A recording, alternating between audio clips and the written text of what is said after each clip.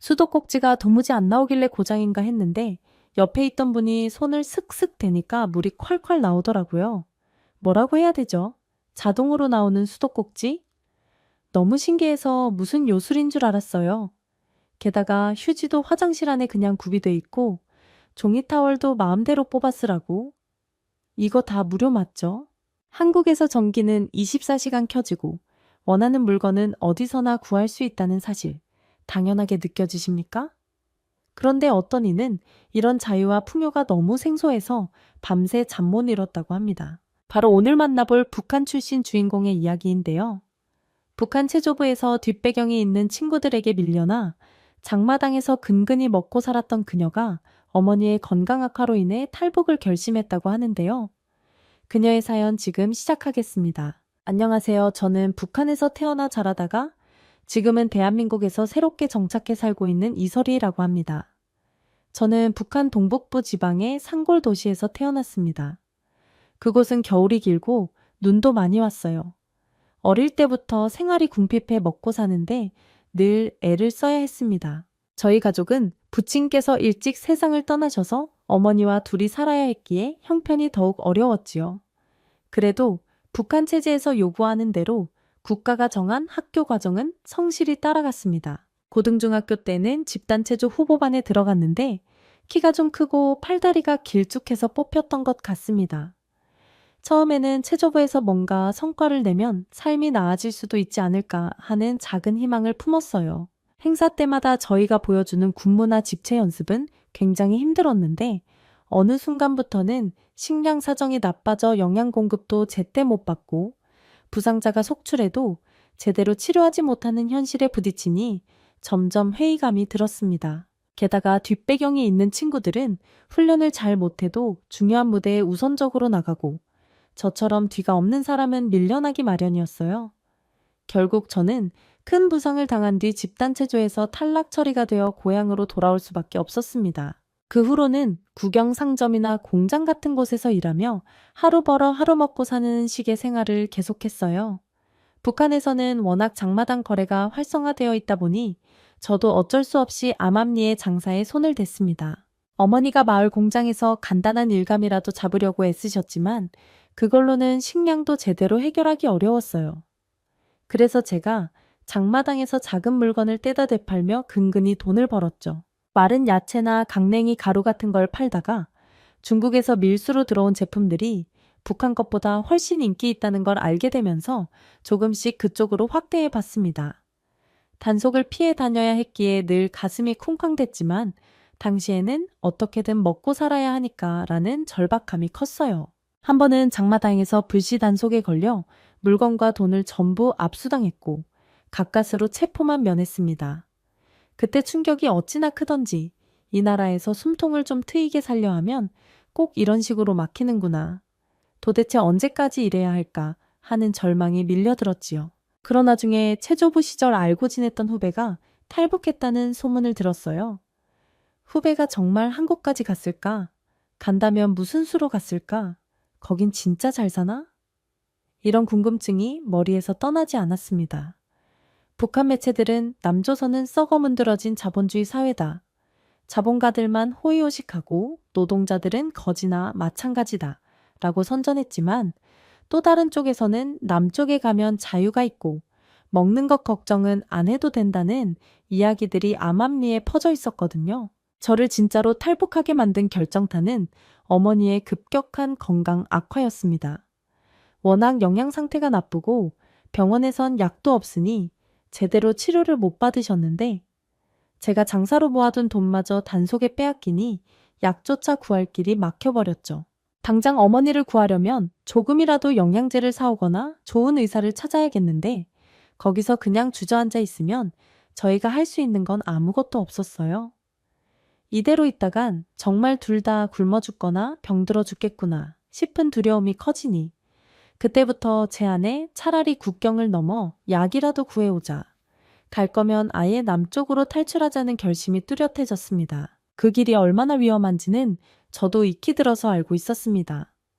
북한에서 탈북을 시도하다 발각되면 노동단련 때나 교화소로 끌려가는 건 물론이고 운이 나쁘면 총살이라는 얘기도 들었습니다. 하지만 저로서는 다른 선택지가 없었어요. 워낙 다급했기에 브로커를 찾기 위해 장사꾼 언니들에게 어렵게 소개를 받았는데 일단 그 브로커를 100% 신뢰하기도 힘들었죠. 그래도 저는 목숨 걸고 해보자라며 어떻게든 돈을 구해 브로커 비용 일부를 마련했고 어머니께 함께 가자고 말씀드렸어요. 처음엔 무척 망설이셨지만 결론적으로는 어머니가 이제 더 이상 여기서 살고 싶지 않다. 네가 원하면 나도 따라가겠다 라고 결정하셨습니다. 저는 그 순간 울컥해서 눈물을 쏟았어요. 지금도 그 장면을 떠올리면 마음이 짠합니다. 며칠 뒤 저희는 밤늦게 집에서 나왔어요. 집에 있는 물건은 헐값에 처분해서 현금으로 바꿀 수 있는 만큼 바꿔두었는데 그마저도 넉넉하지 않았습니다. 브로커가 지시하는 대로 작은 트럭 짐칸에 숨어 국경 근처까지 이동했어요. 트럭 안은 공기가 탁하고 좁아서 어머니랑 저는 숨조차 제대로 못 쉴 만큼 긴장했습니다. 어디서 군인이 서류 검사라도 하면 어쩌나 하는 공포가 엄습했죠. 고개도 못 들고 몸을 웅크린 채 그렇게 몇 시간을 달려서 국경 인근에 도착했습니다. 그날 밤 강을 건너는 순간이 제 생애 가장 큰 위기였습니다. 물이 허리까지 차오르고 너무 차갑더라고요. 깊은 곳에 빠지기라도 하면 그대로 끝장이니까 숨도 제대로 못 쉬고 발만 더듬더듬 뻗었죠. 중간쯤에서 개 짖는 소리가 들렸는데 저는 심장이 떨어져 나가는 기분이었어요. 들키면 어쩌지? 하는 생각에 입이 바짝 말랐지만 소리를 낼 수도 없었습니다. 그저 어머니 손을 꽉 잡고 얼른 건너야겠다 싶었죠.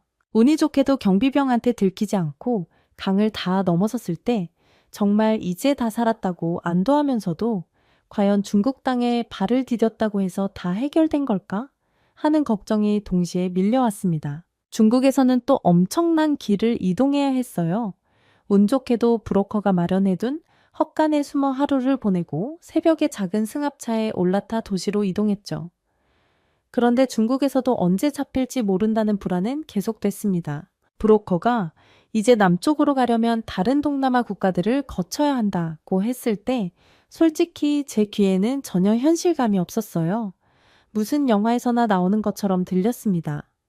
저는 문맹이 된 기분으로 브로커의 지시대로만 움직였어요. 낮에는 숨어 지내고 밤에 이동하고 경찰이나 군인을 피하려면 산길을 돌아가야 하고 그러는 중에 다른 탈북민들 몇 분도 합류했는데 다들 지친 얼굴에 말수도 적었고 서로에게 묻고 싶은 게 많아도 그냥 조용히 눈빛만 교환했어요. 여기서 누가 실수라도 하면 전부 잡혀갈 수도 있다는 생각에 항상 조마조마했기 때문입니다. 제일 아찔했던 건 동남아 어느 국경에서 차량 검문을 당할 뻔했을 때였어요. 무장한 군인들이 차를 세우고는 내부를 들여다보려고 했거든요.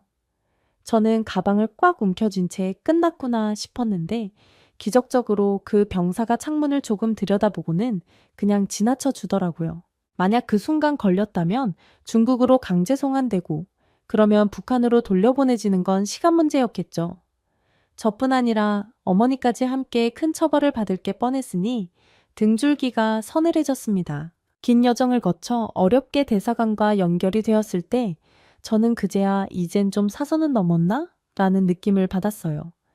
그래도 끝까지 안심은 못했습니다. 북한 대사관 직원들이 탈북민을 찾아다닌다거나 현지 공안들이 수상히 여겨 체포하는 사례가 있다는 이야기를 계속 들어왔기 때문이죠. 좁은 방 안에 갇힌 듯이 몇 주를 지내며 부디 빨리 한국행 비행기 표가 나오길 하고 속으로만 바라봤습니다. 그리고 드디어 한국행 비행기를 탄 날, 공항에서 제가 받은 충격은 이루 말할 수 없었어요. 저렇게 큰 비행기가 하늘을 날아다닌다고 하는 생각도 들고 공항 내부가 워낙 넓고 불이 환하게 켜져 있으니 눈이 부셔서 머리가 어지러질했죠. 주변에 서양 사람들도 많고 각종 면세점이나 편의시설이 가득하더라고요. 이게 세상이라는 건가? 북한 밖은 이렇게 다채로운가? 하고 무슨 꿈을 꾸는 기분이었습니다. 비행기 좌석에 앉아 안전벨트를 맸을 때 어머니랑 손을 잡고 부디 무사히 도착하자는 말을 몇 번이나 되뇌 얻는지 모릅니다. 인천공항에 내려 비행기에서 내릴 때 정말 한국 땅에 발을 디뎠구나 하고 눈물이 왈칵 났습니다. 어머니도 울지 않으시려고 애쓰시는 것 같았지만 결국 저를 보자마자 서로 부둥켜 안고 한참을 울었어요. 그렇게 공항에서 난생 처음 경험한 또 하나의 충격은 상상 이상으로 깨끗하고 체계적이라는 점이었습니다. 환영해주는 사람도 있고 안내를 도와주시는 분들도 있어서 어리둥절한 와중에도 내가 어디로 가야 하는지를 금방 파악할 수 있었어요. 줄을 서서 서류를 작성하고 뭔가 기계에 지문을 찍기도 했는데 그 기계가 너무 신기해서 몇 번이나 눈이 휘둥그레졌습니다. 그 뒤 합동조사라고 불리는 절차를 거쳐 하나원에 들어갔는데 북한에서 살아오며 그런 환경을 본 적이 없는 저로서는 모든 게 낯설고도 또 놀라웠어요. 일단 식사가 일정하게 정해져 있고 반찬 가짓수가 여러 가지나 되며 부족하면 더 가져다 먹을 수도 있다는 게 충격이었습니다. 한 숟가락마다 이렇게 마음대로 먹어도 되는 걸까 하는 이상한 미안함이 들다가도 이왕 나온 거 맛있게 먹자 싶어서 정신없이 먹곤 했지요. 또 하나원 강의에서 직업이 얼마나 다양하고 자신이 하고 싶은 분야를 선택해서 공부할 수도 있다는 말을 들었을 때는 믿기지가 않았습니다.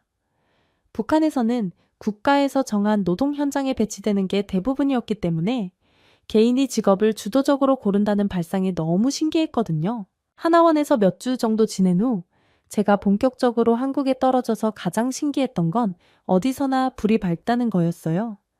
밤에도 길거리가 대낮처럼 환하고 교통수단도 벗으며 지하철이며 밤늦게까지 다니니 여긴 밤이 없는 나라구나 하고 감탄할 정도였습니다. 또 지하철역 안에 들어가면 에스컬레이터와 전광판이 많아서 제가 가야 할 방향을 놓쳐도 쉽게 돌아갈 수 있더라고요.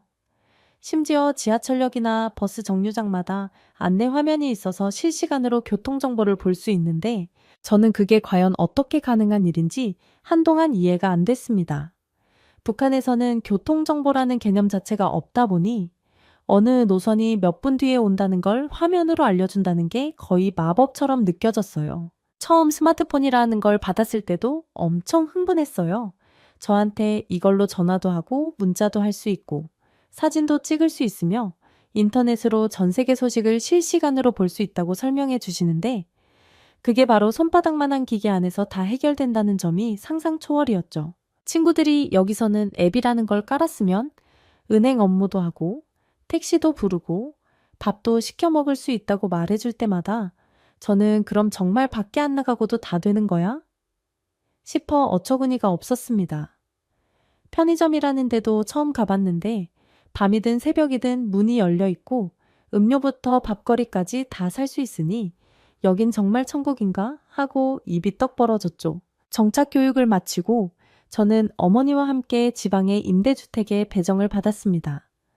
그 집에 처음 들어간 날 부엌 한가운데 놓인 가스레인지와 수도꼭지, 게다가 싱크대 위에 달린 후드 같은 장치가 저를 완전히 멍하게 만들었어요. 내가 불을 직접 떼지 않아도 밥을 지을 수 있다니, 심지어 온수까지 나오다니 하고 감격했습니다. 어머니도 씻을 물 걱정 없이 맘껏 쓸 수 있다는 사실에 굉장히 놀라셨어요. 북한에서 겨울엔 항상 물이 얼어서 몇 번을 녹였어야 했는데 여기서는 수도꼭지 돌리면 콸콸 나오는 데다 온수까지 나오니 그날 밤도 둘이 한참 동안 잠을 못 이룬 채 이렇게 편해도 되나 하며 웃고 떠들었어요. 처음에 장을 보러 큰 마트에 갔을 때도 충격이 컸습니다. 저는 그동안 식재료라 해봐야 쌀이나 옥수수, 기본적인 채소 몇 가지 사려면 온종일 장마당에서 물건값 흥정해야 했고 품질도 마음에 안 드는 게 많았어요. 그런데 여긴 번듯한 마트에 가면 없는 게 없고 물건들이 질서정연하게 쌓여 있고 가격도 딱 표시돼 있어서 마음 편히 골라 담으면 되더라고요. 계산대에서는 바코드로 삑 소리만 내도 자동으로 합계가 나오고 거스름 돈도 척척 주는데 이것만으로도 저는 가슴이 두근거릴 정도로 신기했어요. 어머니께서 계산대가 저절로 값을 알아맞힌다니 말이 되는 거냐며 혀를 내두르셨던 기억도 납니다. 한편으로는 TV를 켜보면 수많은 채널이 있어서 뉴스부터 예능, 드라마, 심지어 해외 방송까지 다양하게 시청할 수 있다는 점이 엄청난 문화 충격이었어요. 북한에서는 중앙TV나 지방방송 몇 개뿐이었는데 거기도 방송 시간이 제한되어 있어서 늘 같은 선전물이나 반복된 뉴스를 봐야 했거든요. 여기서는 K-팝 노래 프로를 틀면 젊은 가수들이 춤도 잘 추고 화면 화질이 너무나 선명해서 마치 실제 무대를 보는 것 같았어요.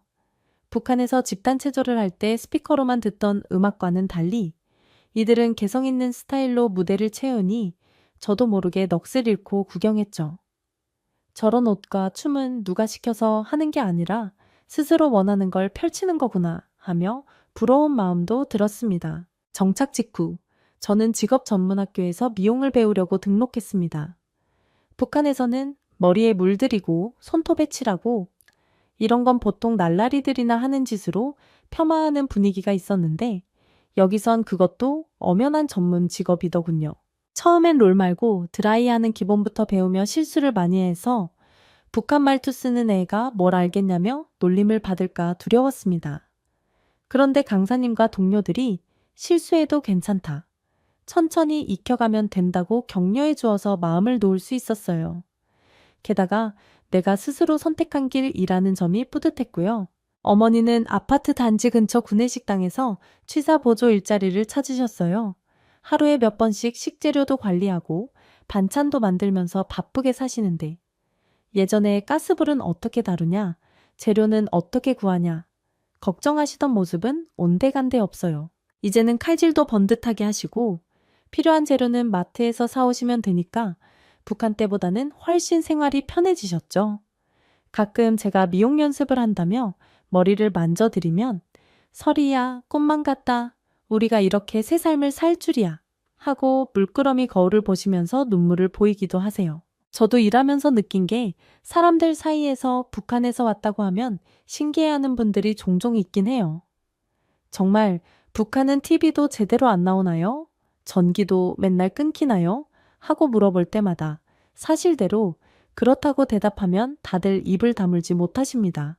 어떤 분들은 저를 향해 그래도 요즘은 북한 경제가 좀 나아졌다던데 하시면서 저를 조심스럽게 살피기도 하는데 저는 그냥 그건 일부 상층부 이야기고 일반 주민들은 여전히 생활고에 시달리는 경우가 많다고 솔직히 말씀드려요.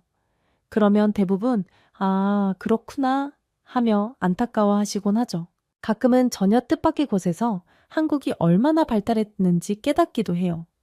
이를테면 병원이나 약국에 가서 진료받고 필요한 약을 정해진 비용만 내면 쉽게 살 수 있다는 사실도 저에겐 큰 놀라움이었죠. 북한에서의 병원은 약이 부족해 제대로 치료도 못 해주는 경우가 허다하니 차라리 민간요법이나 시장에서 비싼 약을 사는 게 낫다라는 말이 나올 정도였거든요.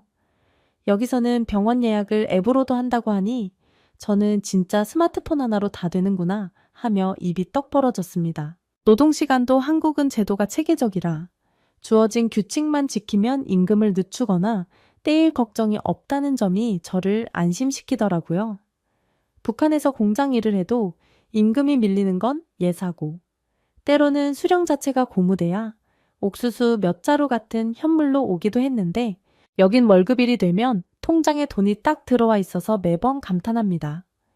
제 통장에서 원하는 만큼 돈을 찾아 쓸 수 있고 해외 송금도 할 수 있다는데 아직도 그 개념이 잘 안 잡힐 때가 있어요. 그만큼 북한에서 살 때와는 완전히 다른 삶이라고 할까요?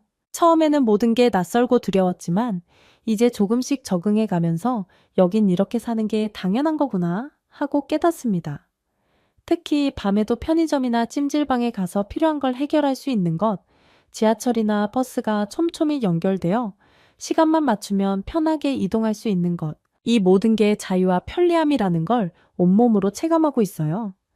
건물들이 촘촘하게 들어선 도심 거리를 지날 때 화려한 불빛과 유리창으로 가득한 빌딩 숲을 보면 정말 북한에서는 평생 볼 수 없었던 장면이구나 싶어 기분이 묘해집니다. 요즘엔 한국어가 상당히 유창해지고 표준 발음도 익숙해졌다고들 하지만 가끔 사람들이 쓰는 신조어는 아직 잘 모르겠어요. 그래도 하나씩 배우면서 한국 문화에 녹아드는 제 자신을 볼 때마다 뿌듯하긴 합니다. 그리고 저처럼 탈북한 친구들과 만나 서로 너는 요즘 어떻게 지내냐? 어느 식당에서 일하니? 같은 이야기를 나누다 보면 다들 새로운 세상에서 살아남으려고 무던히 애쓰고 있구나 싶어서 마음이 짠하면서도 한편으로는 든든합니다. 지금 저는 미용실 보조로 일하며 실무 경력을 쌓는 중이고 어머니는 구내식당에서 자리를 잡아 월급을 받아오십니다. 때론 고단하고 어려운 일도 있지만 북한에서의 생존투쟁에 비하면 여기서 겪는 고생은 고생도 아닌 것 같아요. 무엇보다 내가 열심히 하면 결과가 따라온다는 믿음이 생겨서 요즘엔 아주 작은 꿈도 품고 있어요. 언젠가는 제 이름을 걸고 하는 작은 헤어숍을 열어볼 수 있지 않을까. 어머니와 함께 해외여행을 가볼 수 있지 않을까 하는 그런 상상도 하게 됐습니다. 돌이켜보면 탈북 과정은 목숨을 걸어야 할 만큼 위험했고 힘들었습니다. 그래도 이곳에 와보니 이 자유와 기회는 그만큼 값진 것이었구나 하고 체감하게 돼요. 북한에서만 살았으면 감히 상상도 못했을 풍요로운 문화, 발전된 생활 방식, 그리고 언제든 공부하고 일할 수 있는 제도를 누리면서 제 스스로도 점점 발전하는 기쁨을 느낍니다. 물론 아직 갈 길이 멀고 부족한 점이 많지만 이제는 내가 무엇을 해도 된다. 세상에 이렇게 편한 것도 있구나 하는 생각만으로도 힘이 납니다. 어머니 역시 가끔 그러세요. 우리가 이렇게 숨통 트이게 살 줄 누가 알았겠니? 북한에 있을 땐 지금처럼 불빛이 환한 집에서 뜨뜻한 물로 설거지하고 지하철 타고 여기저기 돌아다니는 건 꿈도 못 꿨다고요. 저희 둘 다 건강을 되찾고 안정된 일자리를 갖게 된 것만으로도 이미 크게 감사하면서 살고 있습니다. 때로는 방송이나 뉴스에서 북한 이야기가 나올 때마다 묘한 감정에 휩싸이기도 해요. 아직 북한에는 제가 남기고 온 친구들과 친척들이 있고 그분들은 여전히 어려운 환경에 놓여 계시겠지요. 그런 걸 생각하면 가슴 한구석이 늘 무겁습니다. 그래도 저는 여기서 더 열심히 자리를 잡아가면서 만약 언젠가 남과 북이 자유롭게 왕래할 수 있는 날이 온다면 그때 조금이라도 그분들에게 도움을 줄 수 있지 않을까 기대해 보기도 해요. 제가 이렇게 제 이야기, 특히나 한국에 와서 본 문화와 발전된 모습들에 대한 놀라움과 감동을 자세히 전해드리는 이유는 저 같은 탈북민들의 경험이 제대로 알려지면 좋겠다는 마음이 커서입니다. 사실 북한에 있을 때는 바깥 세상이 얼마나 다양하고 인권이나 자유가 중요한지 상상도 못했습니다. 그런데 막상 이렇게 와 보니 정말 한 사람 한 사람이 선택권이 있고 그 선택에 따른 기회도 열려 있어요. 게다가 밤낮 없이 불빛이 꺼지지 않는 도시 풍경, 누구나 손안에 쥔 휴대전화 하나로 은행 업무부터 쇼핑, 교통편 예매까지 해치우는 모습, 언제든 원하는 공부를 하고 취업을 할 수 있는 교육 시스템, 이런 것들이 저를 매일매일 깜짝 놀라게 합니다. 물론 적응하는 동안 시행착오도 많았어요. 몰라서 잘못된 결정을 내리거나 제 말투 때문에 혹시 북한분 아니세요? 라는 질문을 받으면 순간 움츠러들기도 합니다. 그래도 이미 많은 분들이 따뜻한 손길을 내밀어 주셨고 정부나 여러 기관에서도 지원 제도를 통해 안내를 잘해 주셨기에 저는 조금씩 성장할 수 있었던 것 같아요. 궁극적으로는 저도 이 사회의 떳떳한 구성원으로 자리 잡고 저보다 뒤늦게 오는 탈북민 분들에게 도움이 되고 싶습니다. 나도 그 길을 거쳐서 여기까지 왔으니 조금은 도울 수 있다고 자신 있게 말하고 싶어요. 이상으로 제 긴 이야기를 들어주셔서 고맙습니다. 북한에서 혼란스럽고 절망스러운 삶을 살았던 제가 지금은 대한민국에서 하루하루 새로운 세상을 경험하며 기쁨을 찾고 있습니다. 사람 사는 것이 다 비슷하다고들 하지만 저는 북한과 한국이 정말 너무나 다르다는 걸 뼈저리게 느껴요. 그만큼 여기서 누리는 자유와 발전된 문명, 다양하고 화려한 문화는 아직도 믿기지 않을 만큼 인상적이에요. 앞으로도 저는 이곳에서 배우고 성장하면서 받은 도움을 조금씩 되돌려 드리고 싶습니다. 언제든 더 배우고 노력할 수 있다는 것이야말로 제게는 정말 소중한 기회이니까요. 오늘 제 이야기가 누군가에게 작은 참고나 희망이 되길 바라면서 감사하다는 말씀을 다시 전하고 싶습니다. 감사합니다.